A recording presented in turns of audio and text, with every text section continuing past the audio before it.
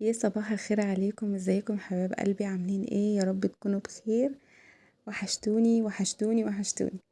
عاملين ايه كده؟ طمنوني عليكم في الكومنتات، قولولي اخباركم ايه، وعاملين ايه في الامتحانات، وعاملين ايه في الجو الصيف الفرهدة النار ده والتراب. وبصوا الجو والامتحانات متفقين علينا اليومين دول. عاملين ايه؟ اخباركم ايه؟ وحشتوني قوي قوي قوي. النهاردة هنعمل روتين كده في اوضة الاطفال، بعد كده هندخل المطبخ. بس ايه، انا النهارده تعبانه، وانا بسجل لكم برضو بعدها والله تعبانه. دعواتكم كده بقى، تعبانه جدا والله. بس هقوم كده واشتغل وافوق كده واحاول ان انا يعني ما استسلمش كده وانام. انا من النوع اللي لو نمت مش هقوم من مكاني وهبقى متضايقه. يعني بصوا، يعني انا تعبانه جسمانيا، لو نمت بقى كده وما قمتش واستسلمت هبقى تعبانة نفسيا كمان، لان انا ما بحبش اتخيل شكل الشقة حواليا متبهدلة ومكركبة بتتعبلي نفسيتي قوي لما بلاقي الشقة كده. فقلت النهاردة ايه، هدخل على اوضة الاطفال. هي مش محتاجة شغل قوي، بس ايه، غير لهم الملايات دي كنسة كده ومسحة في السريع. كانوا فريدة وحمزة ادم في الدرس، ففريدة وحمزة قالوا لي هنساعدك يا ماما وبتاع كده. قلت لهم اصوركم ووري بقى ايه الناس اللي بتتفرج علينا ان انتوا شاطرين وبتساعدوا مامتكم، وعشان خاطر لو في اطفال بتتفرج عليكم برضو مع مامتهم على التليفون يشوفوكوا ان انتوا شاطرين فيعملوا زيكم.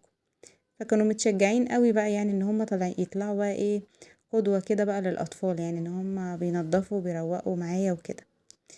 فريدة ضحكت عليا، خدعتني، عملت ايه جاهز. بصوا، فريدة ضحكت عليا. لمت شوية لعب كده وبحسبها بتروق وكده، لقيتها بقى واخداها وطالعه بره كده قدام التلفزيون وقاعده بتلعب، فرشه بقى المطبخ بتاعها والاطباق والحاجات دي وكده، وقاعده بتلعب. وانا كنت بحسبها بتلم اللعب معايا وكده، فقلت لها لا خلاص بقى خدي اللعب كلها ما تسيبيش حبه. يعني خدت حبه وطلعت، قلت لها لا تعالي بقى خدي بقيه اللعب كلها، فضيلي الاوضه كده من اللعب. هنا قلت لحمزه تعالى يا حمزه لم شويه الغسيل اللي على الحبل الناحيه دي دول. عقبال ما ايه افرد الملاية. استغبيت، يعني لو انا كنت عايزاه يلم الغسيل شيل الغسيل قبل ما اعمل الملاية عشان الملاية ما تتبهدلش بقى، احنا بنلم الغسيل من على الحبل. فقلت صح، هو هيلمهم عقبال ما افرد الملاية ازاي؟ يعني هو انا هفرد الملاية ازاي اصلا وهو واقف؟ فرحت قلت له طب استنى ايه، انا هاجي اشيل معاك شوية عشان نخلص، يعني نلم شوية الغسيل كده عشان نخلص. انا النهاردة شلت اللحافة بتاعتهم، قلت هغسلها. اللحافة اللي هي الفايبر قلت اغسلها، وسبت لهم بقى الدفايتين اللي هما ايه ضغطوا بيهم. بصوا هما ما بيضغطوش وهم جايين يناموا، بس ايه لما باجي اقلق كده بص عليهم، لما بلاقي الجو فيه لسعة سقعة كده بالليل بروح ايه رامي عليهم الدفاية. يعني هي بتبقى مفروضة على السرير، بيبقوا فاردينها وهم جايين يناموا بس ما بيضغطوش. ف بروح بقى راميها عليهم. فقلت اللحافة بقى ملهاش لازمة مكلكعة على السراير كده ومضايقاهم في النوم، يعني تحس ان هي عامله زحمه على السرير. فقلت لا خلاص هغسلهم. حطيت لحاف في الغسالة ياخد دورته يعني، ولسه هحط بقى ايه اللحاف التاني اغسلهم واروح نشرهم. واول ما ينشفوا بقى اروح شايلهم، يعني اطبقهم بقى واشيلهم خلاص كده مش هحطهم تاني. يومين كده ولا حاجة كمان وانا بدي تنظيفة برضو للأوضة كده ولا حاجة، اروح شايلة بقى الدفايات دي برضو غسلاها، واروح حاطه لهم الكبرتات. ضغطته بقى ضغطته ما ضغطتوش عادي بقى، يكون الجو ايه ظبط شويه كده كده. الكبريتيات بتبقى فيها سقعه كده، بتبقى مسقعه كده شويه، فبيحبوا يضغطوا بيها كده ايه على جسمهم، يعني حتى لو حرانين يبقوا حاطين على طرف رجليهم كده وهي ساقعه شويه. فقلت بقى جايه البس المخدات كده والخداديه في كام حته بس على الحبل عقبال ما ايه حمزه يشيلهم. بس كل شويه ايه يضحك عليا، يقول لي يا ماما في حاجه وقعت، انت هتزعقي لي في حاجه وقعت مني تحت. ايه يا حمزة ايه؟ يقول يروح في الاخر يقول لي ايه خلاص بهزر معاكي. طب يا ماما في حاجة وقعت. ايه يا حمزة في ايه؟ يقول لي خلاص بهزر معاكي. فبقى كل ما يقول لي بقى اقول له لا خلاص انا عارفة انت بتضحك عليا. خايفة في مرة يقول لي بجد وانا صمم ان هو بيضحك عليا برضو. شلت كده شوية الغسيل خلاص هاخدهم بقى بره كده بعيد عشان خاطر ايه يعني ما يبقوش في الأوضة عشان اعرف اروق الأوضة. افرد بقى الملاية بتاعت السرير، اغير الملايات النهاردة. هو عايزة اقول لكم احنا من ساعة ما نقلنا وبقينا بنقعد برا، يعني احنا بقالنا كام سنة بنقعد برا دلوقتي، بنقعدش في اوضة الاطفال. كانت اوضة الاطفال الاول بالنسبة لنا هي اوضة المعيشة، هي اللي احنا بنقعد فيها وبنتفرج فيها على التلفزيون وعايشين حياتنا بقى فيها، واكل وشرب وكل حاجة لحد النوم. بعد كده بقى قلت لا خلاص هخلي بقى القعدة كلها برا، هنا نوم ومذاكرة بس، يعني ان اللي نايم اللي بيذاكر، لو حد تاني قاعد على التلفزيون بيتفرج، يعني مثلا ايه، حد ما وراهوش واجب او حد ما وراهوش حاجة، او فريدة مثلا صغيرة فبيبقى واجبها حاجات بسيطة كده، ما تفضلش بقى قاعدة مشغلة التلفزيون واخواتها قاعدين بيذاكروا. بقينا نقعد برا، نذاكر برا، قصدي نتفرج برا، ناكل برا، نقعد برا، القعدة كلها برا. وهنا بقى للي نايم، للي قاعد بيذاكر بس، وحطيت لهم بقى الترابيزه ما بين السراير كده، بيقعد يعني تحت اللمط كده على طول، تبقى منوره لهم بقى حلو وايه، وكل واحد يقعد بقى يخلص واجباته ويخلص حاجته. وساعة النوم برضو يناموا، ولو احنا مثلا مشغلين التلفزيون ولا حاجة، كان ساعات مثلا اخويا بيجيلي بيبقى بالليل مثلا عايز يتفرج على التلفزيون او حاجة وهم نايمين والتلفزيون في اوضتهم، فما كناش بنعرف نتفرج على التلفزيون، فكان بيبقى قاعد يعني زهقان، يا اما كنت بشغله التلفزيون يقعد يتفرج عليه وهم نايمين في الاوضه فما كانوش بيناموا، يعني كان بيفضل قاعد بيتفرج على التلفزيون وهم ما بيناموش. فكانت بتبقى حاجه رخمه، يعني اللي قاعد مش قاعد براحته، حاسس ان هو العيال مش عارفين يناموا، في نفس الوقت العيال مش عارفه تنام، فكده احسن يعني. فمن ساعتها بقى وهي اوضه الاطفال يعتبر نوعا ما كده مش متبهدله ومتكركبه، وكانت على طول السجاده بتاعتها هي اللي بتبقى متبهدله وكده، لا دلوقتي بقى ايه، بهدله والكركبه وكله بره. بس ايه احسن يعني، برضو احسن من قعده السراير، يعني كانوا بيبقوا مبهدلين السراير، الملايات دي ما كانتش بتقعد معايا يومين، كانوا بيبقوا على طول مبهدلين السراير، ويطلعوا ويتشقلبوا ويقعدوا ويعملوا ويفضلوا طالعين نازلين ويتخانقوا بقى وهم نايمين بيتفرجوا على التلفزيون، لا انا عايزه انام الناحيه دي، لا انا مش شايف كده كويس، لا التخير لي من هنا، لا وعلي من هنا. كانوا بيقعدوا يتخانقوا، هما دلوقتي ما بطلوش خناق برضو يعني هما دلوقتي بيتخانقوا برضو على الكنب بره، لا اوعى انا بحب انام على الكنبه ديت، لا انا هنا ببقى عاوج رقبتي، لا انا يعني عايزه اقول لكم بصوا، يعني خناق خناق خناق، يعني احنا في ليل ونهار خناق، الاطفال والاخوات كلهم بيتخانقوا على طول انا عارفه يعني، بس اللي هو خلاص ببص تلاقوني ليل ونهار بصوت يا جدعان والله العظيم، يعني الناس في الشارع خلاص عرفوا بقى، وانا نازله كده رايحه جايه، المجنونه اهي، المجنونه اهي. فاللي هو لا، وانا صوتي عالي وعيالي صوتهم عالي، وانا على طول مفتحه الشقه كده. كنت زمان لما كانوا صغيرين مكناش بننزل بقى النادي ولا حاجه، عايزه اقول لكم مكنتش بفتح خالص خالص، كنت بخاف عليهم قوي ياخدوا دور برد يتعبوا، كانوا على طول عيانين، كنا على طول عند الدكتور على طول. من ساعة ما ابتدينا ننزل بقى التمارين بقى، يعني خلاص بقى احنا كده كده بننزل وبنختلط بالجو بتاع بره، والنادي بيبقى ساقعة تلج، تلج اللي هو لو الجو بره معقول، النادي بيبقى تلج، تلج تلج بمعنى تلج، اللي هو انت تلبسي جاكيت. فبقيت ما برضاش بقى اقفل الشقة عشان ما يبقوش في دفا وكتمة وكده، وينزلوا مرة واحدة الهوا، ويروحوا كمان على جو زي جو النادي كده فيعيوا بالزيادة. بصوا حمزة هنا كان عمال ينكش في التليفون. المهم ايه، فبصراحة بقيت افتح وهوي اول ما اصحى من النوم، افتح الشباك بتاع اوضتهم على الاخر، وافتح شباك الانتريه على الاخر. المهم رجعنا بقى تاني معلش الفيديو ده عايزه اقول لكم بسجل عليه الصوت على مراحل، يعني كل شويه ماما ماما ماما ماما، واخرج واجي واروح واجي، يعني بصوا معلش بقى. المهم انا شفت احنا كنا وقفنا لحد فين في الكلام.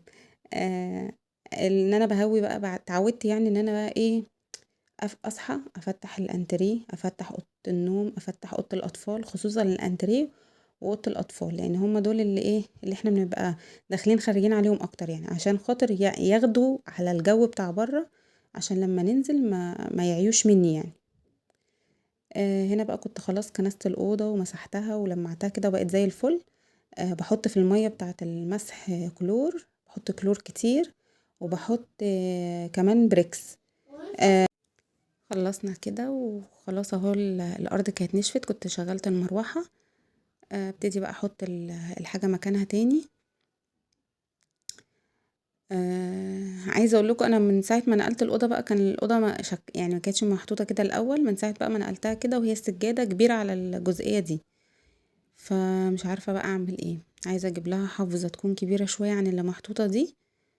آه وممكن استنى شوية مثلا على الشتا، كده كده احنا في صيف ومش لازم الارض كلها تبقى متغطية يعني، فمش عارفة لسه اعمل ايه يعني بصراحة. كده خلاص اهي الدنيا بقت زي الفل. بصوا الدنيا تمام التمام. حمزة بقى ايه يعني قاعد بصوا مبسوط قوي ومنشكح ان هو بيساعدني بقى وبيوريكوا قد ايه هو شاطر. يعني عايزه اقول لكم في العادي حمزة بالذات، حمزة بالذات طول ما هو اي حاجه اطلبها منه خلاص انا تعبت، انا مش قادر، يو انا زهقت، هو كل حاجه حمزة هو. والله ده على طول حمزة كده. النهارده بقى عشان قلت لهم هنصور واللي هيتفرج عليكم، الاطفال اللي هيتفرجوا عليكم هيعرفوا ان انتوا بتساعدوا مع مامتكم، فهيساعدوا مامتهم هم كمان. فعايز بقى يطلع قد ايه هو شاطر، اللي هو عايز يعني كل حاجه هو يبان ان هو اللي بيعملها.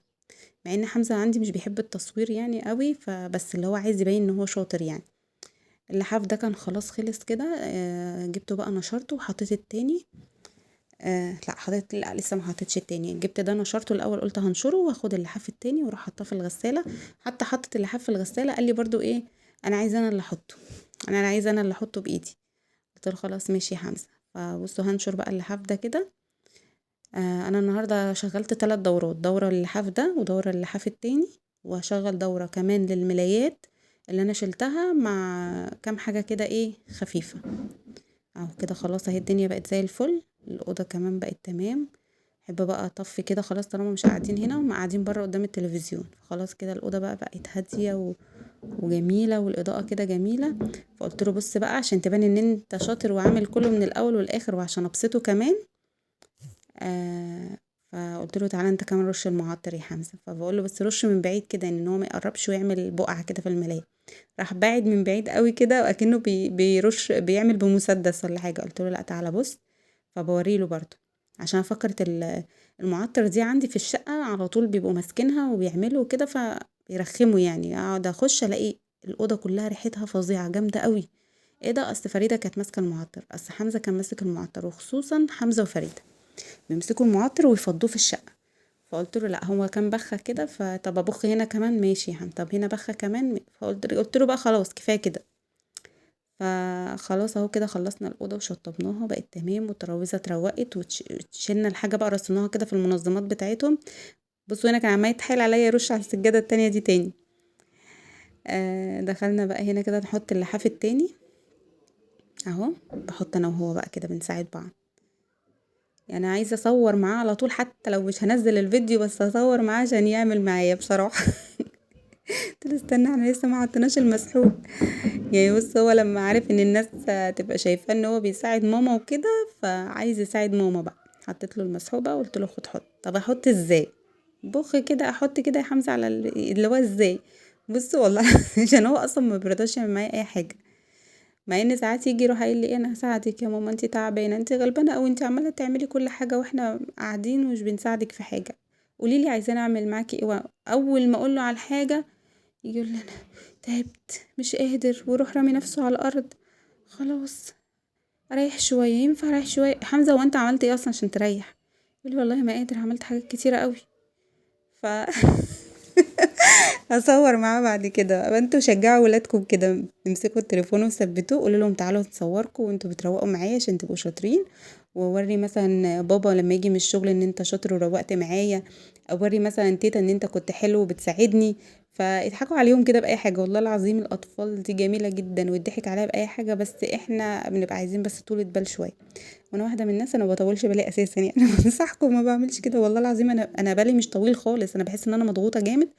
فاسهل حاجه بالنسبه لي تلاقوني بصوت. يعني انا تلاقوني مره واحده ايه اروح مصوته، اللي هو مش عارف بتضغط جامد، بتضغط بسرعه.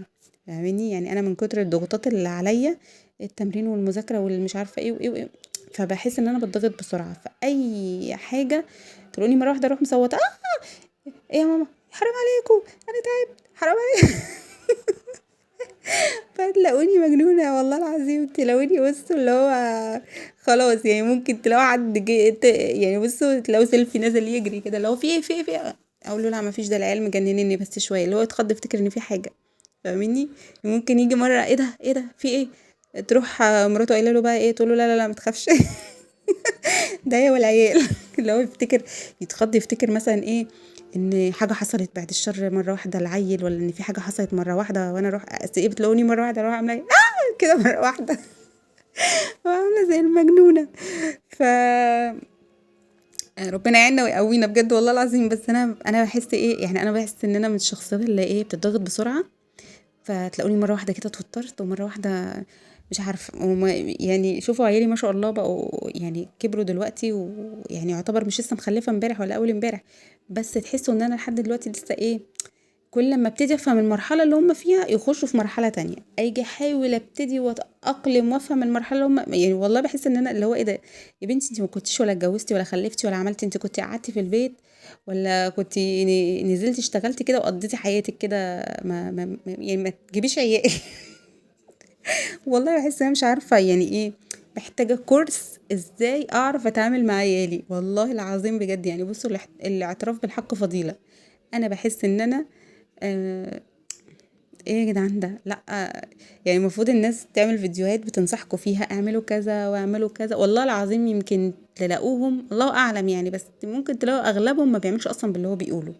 فانا بكلمكم بصراحه بكل واقعيه، فانا اللي محتاجه ان انا اعمل فيديوهات اشكلكم فيها همي، وانتوا بقى تكتبوا لي في الكومنتات تقولوا لي بقى اعملي كذا واعملي كذا وبجد شفتوا اليوتيوب حاله اتقلب، يعني بدل ما الفيديوهات اللي انتوا بتتفرجوا عليها تقول لكم تعملوا ايه، لا بصوا انا هقول لكم على حاجه، انا هشجعكم واديكم طاقه وباور واخليكم بقى تنظفوا وتعملوا افكار وحاجات ونشجع بعض وانتوا قولوا لي بقى ايه التربيه الايجابيه بقى، ولا لا بس التربيه انا مش عارفه يا جدعان والله يعني، مش عارفه التربيه الايجابيه ديت، حاسه ان هي لأ، فين بقى التربية بقى بتاعة الأمهات بقى بتاعة زمان دي، اللي هي يعني إيه اعمل تروح قلعة فردة الشبشب حتفاها واصلة بالضبط.